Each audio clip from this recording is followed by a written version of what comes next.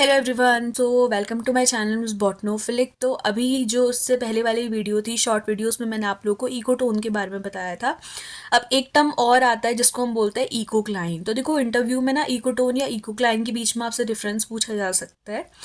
तो इकोटोन तो मैंने आपको समझाया, जो कि जोन ऑफ ट्रांजिशन या फिर बाउंड्री थी, जो कि बेसिकली बायोलॉजिकल डाइवर्सिटी से रिलेटेड थी।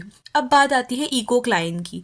ये जो इकोक्लाइन है ना कहीं फिजिको केमिकल कैरेक्टरिस्टिक से रिलेटेड होता है, फिर इन्वायरमेंटल ग्रेडियंट से रिलेटेड होता है। So it is a change in the organism because of the environmental gradient. अब ये जो आपकी इन्वायरमेंटल ग्रेडियंट है, यहाँ पे क्या क्या चीजें हो सकती है।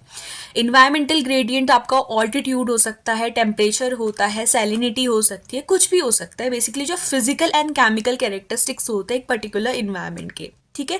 तो इसको हम बोलते हैं इकोक्लाइन। अब इकोक्लाइन इकोटोन से डिफरेंट कैसे होता है? मैंने आपको बताया था कि जो इकोटोन होती है ना, उसमें जो बाउंड्री होती है वो बिल्कुल शार्प होती है, मतलब हम उसको इजीली आइडेंटिफाई कर सकते हैं। बट ये जो हमारा चेंज होता है ना, वो बिल्कुल कंटिन्यूस होता है, मतलब आपको पता ही नहीं चलेगा कि कैसे आपका यहाँ पे जो कम्युनिटीज है उसमें चेंज आया ड्यू टू इन्वायरमेंटल ग्रेडियंट, ठीक है।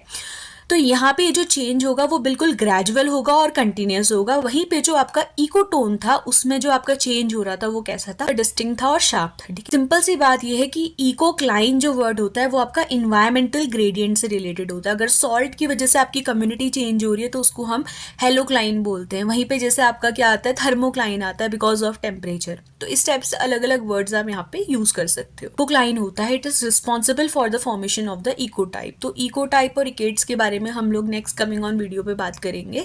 आज फिलहाल हम लोग इकोक्लाइन पे फोकस कर लेते हैं। आपका ये जो इकोक्लाइन होता है, इसके बहुत से एग्जाम्पल्स आपने डे टू डे लाइफ में देखे होंगे। देखो, जब आप लोग माउंटेन से प्लेन्स की तरफ जाते हो या फिर प्लेन से माउंटेन्स की तरफ जाते हो, तो आपने देखा होगा कि जो प्लांट्स की कम्युनिटीज होती है ना, उसमें चेंज आने लगता है। It is because of the इकोक्लाइन। आपका जो इन्वायरमेंटल ग्रेडियंट है उसकी वजह से ये सब देखने को मिलता है। सिमिलरली अगर आप वेट एरिया पे जा रहे हो या फिर ड्राई एरिया पे जा रहे हो, तो जो वेट एरियाज की लीव्स होती हैं उनका शेप प्लस उनका साइज डिफरेंट होता है। वहीं पे जो ड्राई एरियाज की लीव्स होती हैं, जो भी प्लांट्स हैं, उनका साइज एंड शेप बिल्कुल डिफरेंट होता है। It is the size of the body. तो एनिमल का जो बॉडी का साइज होता है, it also depends upon the temperature. It's a kind of thermocline. So these are some examples of ecocline. तो कभी भी आपसे अगर इंटरव्यू में पूछा जाए कि इकोटोन और इकोटाइन आर द सेम और different, so they both are different, दोनों में कहीं ना कहीं डिफरेंस होता है। सो आई होप कि इकोक्लाइन आप लोग को समझ में आया होगा। That's all for today's video. Thank you.